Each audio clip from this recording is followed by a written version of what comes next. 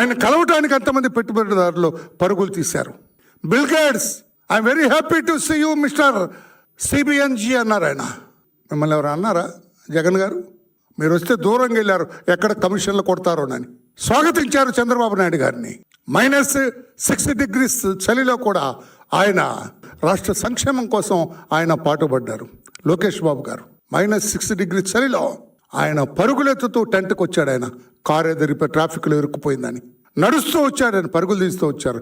మీలాగా రూమ్లో కూర్చొని పాస్తా తినలేదు ఆయన. చంద్రబాబు నాయుడు గారిని, మా లోకేష్ బాబు గారిని ప్రశ్నిస్తారా? మీకేమి రైట్ ఉంది మిస్టర్ జగన్ అని చెప్పి నేను అడుగుతున్నా. మీకేం అధికారం ఉంది జగన్ అండ్ టీం అని చెప్పి కూడా నేను అడుగుతున్నాను. మీరు ఆ రూమ్లో కూర్చొని పాస్తా తింటూ కూర్చున్నది నిజం కాదా? వెరిఫై చేద్దామా? మీరు ఏం ఆర్డర్ ఇచ్చారో ఆ రోజున, ఏ టైంకి ఆర్డర్ ఇచ్చారో ఉంటుంది కదా. హోటల్ బిల్స్ వెరిఫై చేస్తే ఉంటుంది. అక్కడ ప్రాంగణంలో అంత అడావుడు జరుగుతుంటే మీరు ఇక్కడ పాస్తా తింటూ కూర్చున్నారు.